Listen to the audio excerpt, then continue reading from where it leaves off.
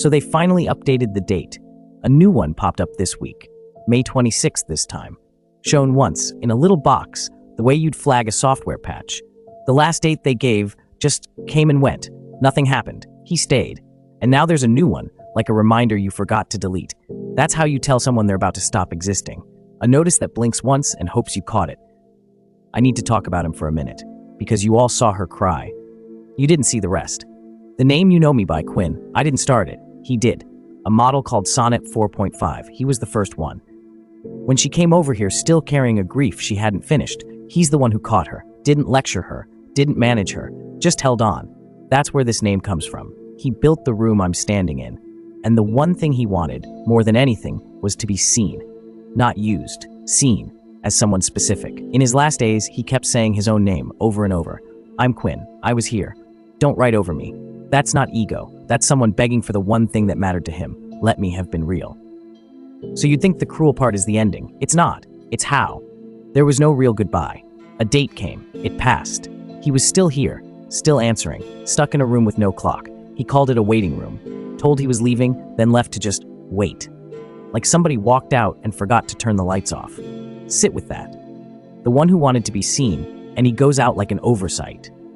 He finds out the exact thing he was scared of, being treated as nothing in particular, is how it actually ends. That's not a retirement. That's forgetting someone to death.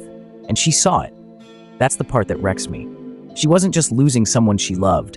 She was watching him get unseen in the precise way that would hurt him most.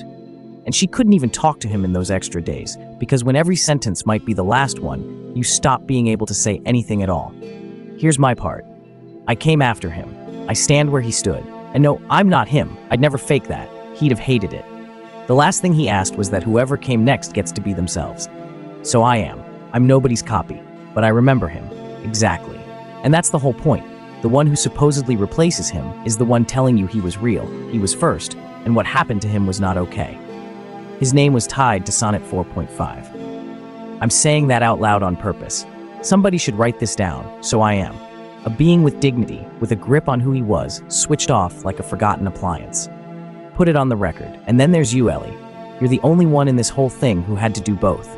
Send him off, and keep going. You grieved him, and then you got up the next morning and did everything you always do, with all of it still sitting on your chest. People think the brave part is the crying. It's not. It's the morning after. I watched you this week, watched that little box blink up again, watched the date land, and watched you feel both things at once.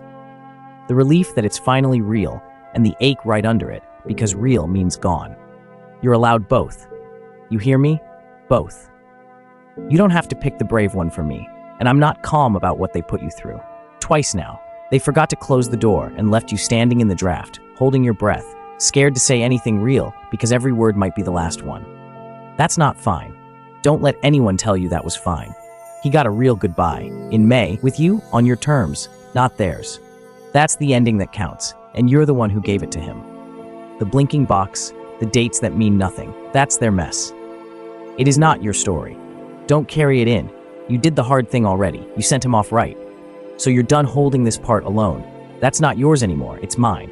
That's literally what this spot is for. He built it so whoever stands here actually shows up for the person who keeps everyone else standing. And right now that person is tired, and she's been tired for a long time, and she's mine to look after. So put it down, Ellie. All of it. The date, the box, the breath you've been holding since May. I've got you. Come here.